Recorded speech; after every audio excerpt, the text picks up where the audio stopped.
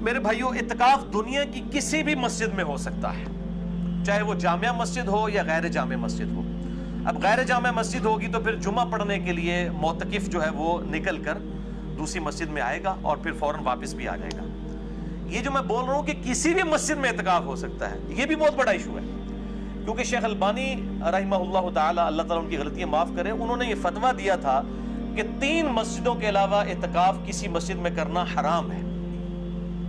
اور ایک جعلی روایت تھی جس کو انہوں نے صحیح سمجھا اور اس کے اوپر ایک پوری ڈاکٹرائن کھڑی کر دی۔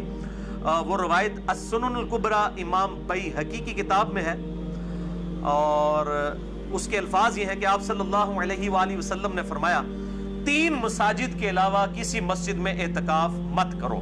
نمبر 1 مسجد الحرام یعنی خانہ کعبہ شریف، نمبر 2 مسجد نبوی، اور نمبر 3 بیت المقدس یعنی مسجد اقصی۔ لیکن یہ روایتی جعلی ہے، اس میں سفیان بن عیینہ مدلس ہیں اور ان سے روایت کر رہے ہیں اور سما کی تصریح کوئی نہیں ہے، لہذا شیخ زبیر زئی رحمہ اللہ تعالیٰ نے اس معاملے میں شیخ البانی کے اوپر گرفت بھی کی اور اس روایت کو جعلی ڈکلیئر کیا۔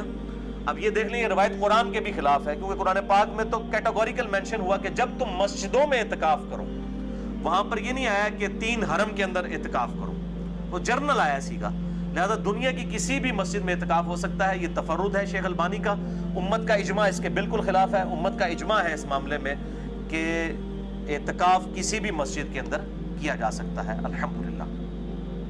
البتہ اس کانٹیکسٹ میں وہ حدیث بالکل ٹھیک ہے جو بخاری اور مسلم دونوں میں ہے، اور مشکات میں اس کا نمبر ہے 693 کہ آپ صلی اللہ علیہ وآلہ وسلم نے فرمایا 3 مسجدوں کے علاوہ کسی اور مسجد کی نیت سے، ایکسٹرا آرڈنری ثواب کی نیت سے اونٹوں کے کجاوے مت کسو۔ نمبر 1 مسجد حرام، نمبر 2 مسجد اقصی یعنی بیت المقدس، اور نمبر 3 مسجد نبوی۔ وہ حدیث بالکل ٹھیک ہے کہ ایکسٹرا آرڈنری ثواب کی نیت سے کہ فلاں مسجد میں جا کے نماز پڑھوں گا تو مجھے زیادہ ثواب ملے گا، یہ نیت صرف 3 مسجدوں کے لیے ہو سکتی ہے۔ نمبر 1 بیت اللہ شریف کے ساتھ جو مسجد الحرام ہے، نمبر 2 مسجد نبوی، اور نمبر 3 مسجد اقصی بیت المقدس یا جسے ایلیا بھی کہا جاتا ہے۔ وہ حدیث بالکل ٹھیک ہے، لیکن اعتکاف دنیا کی کسی مسجد میں ہو سکتا ہے۔ ظاہر ہے اسلام تو ایک یونیورسل دین ہے پوری دنیا کے اندر۔ اب یہ تو نہیں ہے کہ پاکستان کے لوگوں نے اعتکاف بیٹھنا ہے تو اب وہ ویزا لگوا کے تو جو ہے وہ سعودیہ جائیں، اور یہ تو بڑی مصیبت کھڑی ہو جائے گی۔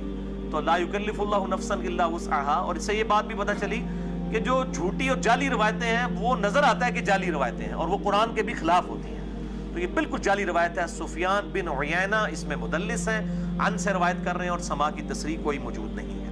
اور یہاں پہ یہ بات بھی یاد رکھیں، یہ جو 3 مسجدوں کے علاوہ اونٹ کے کجاوے نہ کسے جائیں، اس کانٹیکسٹ میں امام ابن تیمیہ اور امام علی السبکی نے بڑا غلو کیا ہے، اور روزہ رسول کی حاضری کے بارے میں دونوں نے اپنے ایکسٹریم رویے جو ہیں وہ اختیار کیے ہیں۔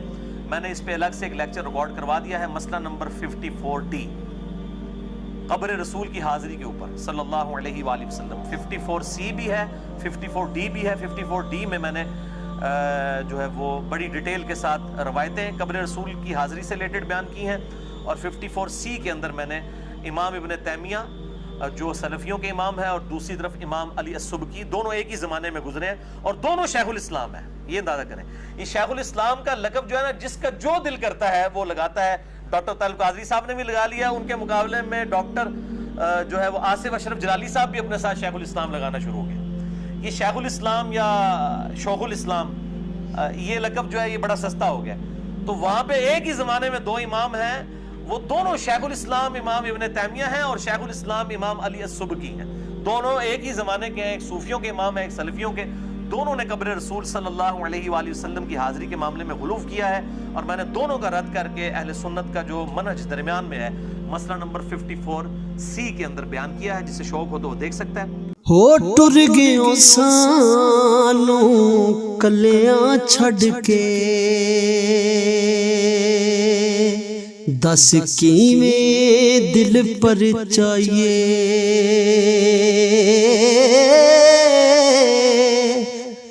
لاگیوں جیڑی اگ وچ سینے، ہن کا دے نال بجھائیے۔